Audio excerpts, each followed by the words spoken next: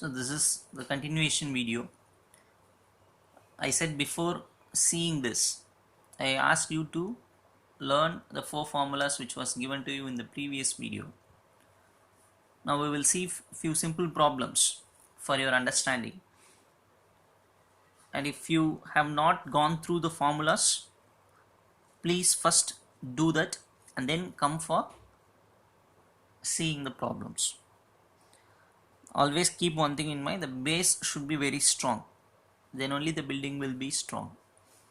If you are not memorizing with understanding all the formulas, it is tough to understand the problems.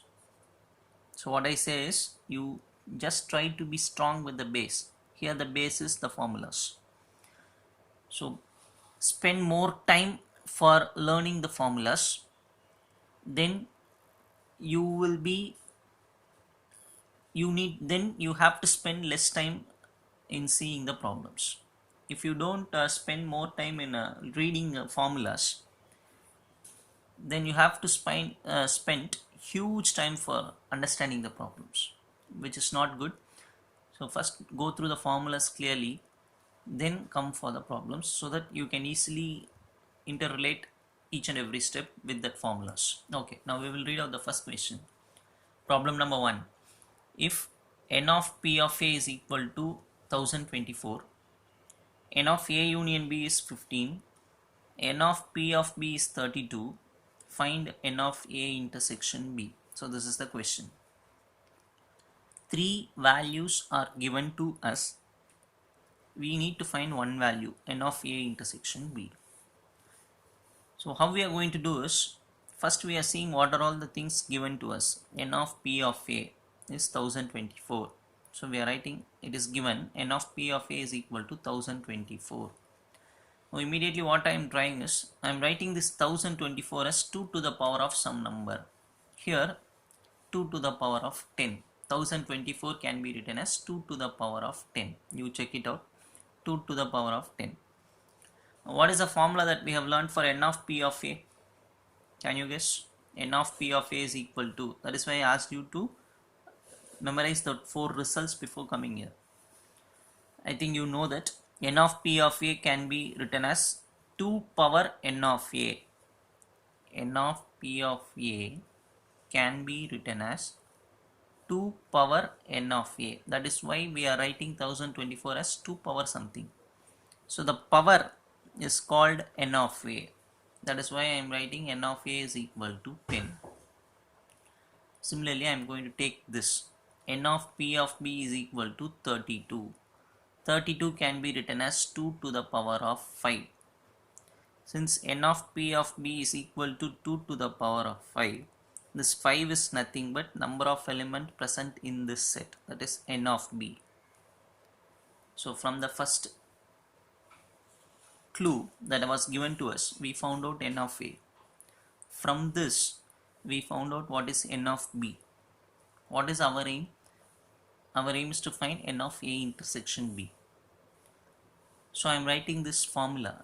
This is the formula that we have learned in the first class. N of a union b is equal to n of a plus n of b minus n of a intersection b. N of a union b value is given to us in the question. So 15 is written in place of n of a union b. N of a we found out, n of b we found out. So substituting that and writing this as it is, because this is what we need to find out. Now you just bring this to other side, minus becomes plus, 15 goes to other side. Meanwhile we will add these two. So 15 minus 15 is 0. So n of a intersection b is 0. What is the meaning? A and b are disjoint. There is no common elements between a and b. That is the meaning for n of a intersection b is equal to 0. This is a simple problem, but we should know few things. How to write n of p of a, how to write n of p of b, then this formula.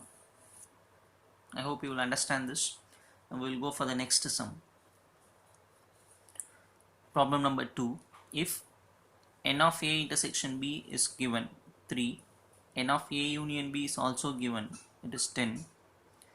We have to calculate n of p of a delta b.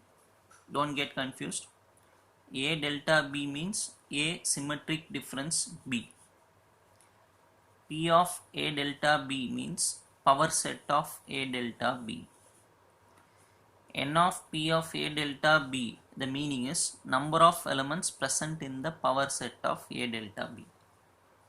So don't get confused, so much of terms were present with brackets, many brackets, don't think like that. Just see this A delta B, what is the meaning? A symmetric difference B. What is P of this? Power set of this. What is N of this? Number of elements present in this. So we need to find this one. These two are given to us, that is what we are starting with. N of A intersection B 3, N of A union B is 10. These two things are given to us. So now we are writing the formula that we know. We know that N of A symmetric difference B, A delta B, can be written as like this, right? Just in the previous video we have seen this formula. N of A delta B can be written as N of A union B difference, or otherwise called as minus N of A intersection B. Now I am going to try calculate this.